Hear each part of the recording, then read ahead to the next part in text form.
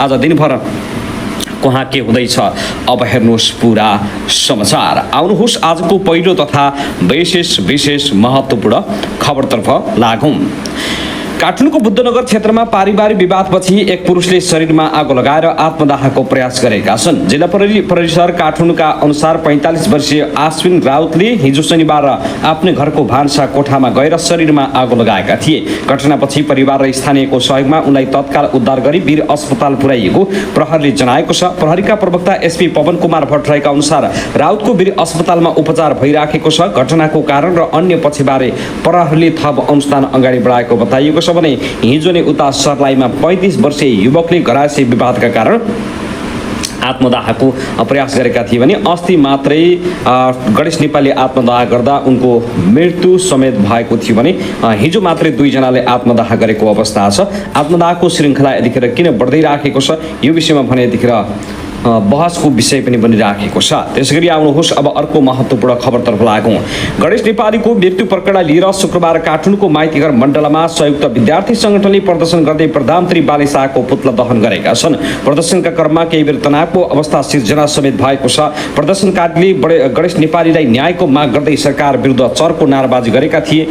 बिहिबार त्रिपुरेश्वरमा महानगर प्रहरीसँग विवाद भएपछि गणेश नेपालीले आफ्नै शरीरमा पेट्रोल छर्केर आगो लगाएका थिए। गम्भीर घाइते भएका उनको शुक्रबार बिहान वीर अस्पतालमा उपचारको क्रममा मृत्यु भएपछि यतिखेर तनावग्रस्त सिर्जना भएको छ।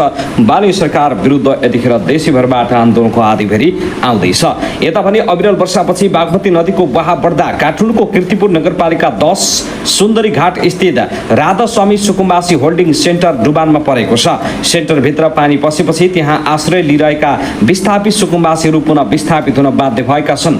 होल्डिङ सेन्टरमा पानी भरिएपछि सुरक्षाकर्मीले ढुङ्गाको प्रयोग गरेर केही सामान बाहिर निकाले पनि अधिकांश घरायसी सामग्री लत्ता कपडा र अन्य अत्यावश्यक सामान पानीले भिजेर नष्ट भएको पीडितहरूले बताएका छन्। उनीहरूका अनुसार राति अचानक बाढी पस्दा धेरैले आफ्नो सामान सुरक्षित स्थानमा सार्न समेत पाएनन्। साथै सुरक्षाकर्मी राति करिब 2 बजेपछि मात्रै घटनास्थल पुगेको उनीहरूको गुनासो छ। गृह मन्त्रालयका अनुसार राति 1:30 बजे डुबानको सूचना प्राप्त भएपछि दंगा नियन्त्रण रेजिमेन्टबाट प्रहरी नायब उपरीक्षक डीएसपी को कमान्डमा डिजास्टर म्यानेजमेन्ट सहित 30 जना र नेपाल प्रहरीका थप 30 जनाको संयुक्त टोली परिचालन गरिएको थियो। उक्त टोलीले होल्डिङ सेन्टरमा रहेका 154 मध्ये 54 जनाको उद्धार गरी त्रिभुवन विश्वविद्यालय स्थित स्मृति भवनमा सुरक्षित रूपमा स्थानान्तरण गरेको छ। अन्य 6 जना आफन्त वा नजिकैको होस्टलमा बस्न गएका छन् भने 94 जनाले अन्यत्र जान नमानेपछि सेन्टरभित्रै पानी नपसेको सुरक्षित स्थानमा बसिराखेका छन्। शनिबार बिहान पनि होल्डिङ सेन्टर जलमग्न अवस्थामा छ। त्यहाँ आश्रित सुकुम्बासीहरू भिजेका सामान कोरेर बसिराखेका छन्। होल्डिङ सेन्टरमा आश्रित गिरभानिका थापा मगरले बाढी पसेपछि समयमै सुरक्षाकर्मीहरू उद्धारका लागि नआएको बताएका छन्। 12 बजेतिर बाढी पसेको थियो। घुडासम्म पानी भएपछि सामान सार्न पनि सकेनौं।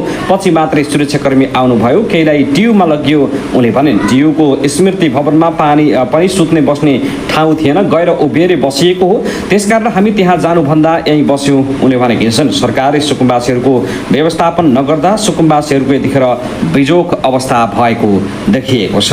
साथै यता भने काठमाडौँको त्रिपुरेश्वर स्थित राहदानी विभाग अगाडि आत्मदाहको प्रयास गरी ज्यान गुमाएका मुका गणेश नेपालीको शव परीक्षणका लागि त्रिवी शिक्षण अस्पताल लगिएको छ। शवलाई पोस्टमार्टमका लागि त्रिवी शिक्षण अस्पताल लगिएको प्रहरीले जनाएको छ। काठमाडौँ राइड सेडिङ मार्फत परिवारको गुजारा चलाउँदै आएका मुगु सरू गाउँपालिका 1 का युवा नेपालीको महानगर प्रहरीको हिल लक गर्ने क्रममा उत्पन्न तनावका कारण आफ्नै शरीरमा आगो लगाएका थिए। उनलाई उपचारका लागि वीर अस्पताल लगिए तापनि उनको ज्यान बच्न सकेन र अहिले उनको उपचार क्रममा मृत्यु भएपछि यतिखेर तनाव सिर्जना समेत भइराखेको अवस्था छ। साथै आउनुहोस् अब अर्को महत्त्वपूर्ण खबरतर्फ लागौं।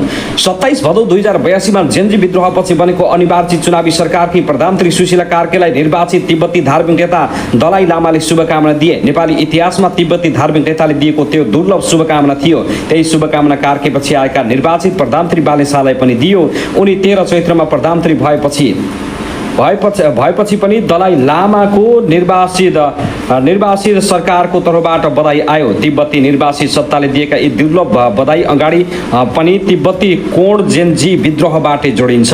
23 भदौ नेपालको सत्ताधारी असन्तुष्ट नवयुवा विद्रोह गर्न सडकमा आए। उनीहरूले भ्रष्टाचार, व्यथिति, नातावाद, कृपावादको विरोधमा सडकमा आएका थिए। नेपाल केन्द्रित नारा लागेको आन्दोलनमा तिब्बती शरणार्थीको पनि सहभागिता भयो। त्यसमा सहभागी एकले लगाएको नारा सामाजिक सञ्जालमा भाइरल भयो। नारा थियो, मेरो देश फिर्ता गर। टिओबी अर्थात् तिब्बतन ओरिजिनल ब्लड लेखिएको हातमा ट्याटु लगाएको र लामो कपाल पालेका ती नारा घन्काउने युवामा एकको पछि पहिचान भयो। उनी थिए तेन्जिङ दावा। 26 असोज 2082 मा उनी पक्राउ परे। उनको कोठाबाट गाँजा भेटियो भने उनी तिब्बती शरणार्थी भएर पनि नेपाली नागरिकता लिएको कुरा प्रहरी स्रोतबाट खुल्यो।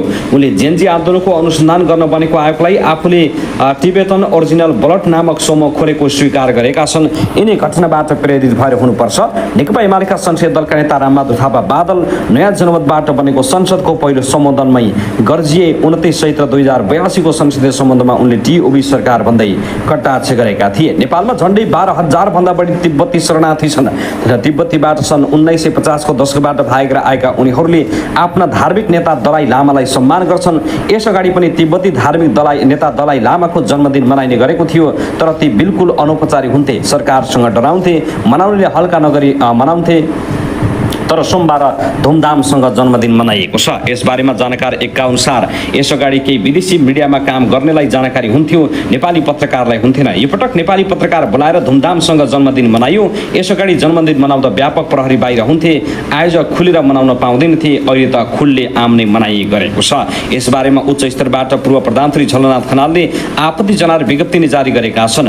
22 असारमा सार्वजनिक गरिएको उक्त विज्ञप्तिमा भनिएको छ, नेपालको स्थापित एक चीन नीतिका विरुद्ध चीनबाट सन् 1959 मै भागेर विदेशमा शरण लिएर बसेका पृथकतावादी नेता दलाइ लामाको जन्मदिन मनाउन बालेन्द्र सरकारले नेपालको इतिहासमै पहिलो पटक निर्लज्जापूर्वक अनुमति दिएको छ। स्वयम्भू स्थित नागलाइन निम्न माध्यमिक विद्यालयमा जन्मोत्सव कार्यक्रम आयोजना गर्न दिएर नेपाल र चीन बीच दौत्य सम्बन्ध स्थापना भएदेखि नै रही आएको सुमधुर सम्बन्धलाई खलबलाउने राष्ट्रहित विपरीत काम गरेको आरोप लागेको छ। जन्मोत्सवमा विदेशी शक्ति राष्ट्रका राजदूतहरूको पनि सहभागिता रहेकोमा पनि नेकपा नेता झलनाथ खनालले आपत्ति जनाए। उनी भनेका छन्, कार्यक्रममा अमेरिकी, फ्रान्सेली, युरोपेली युनियन, अस्ट्रेलियाली राजदूतको समेत उपस्थित हुनु अत्यन्तै गम्भीर र आपत्तिजनक कुरा हो।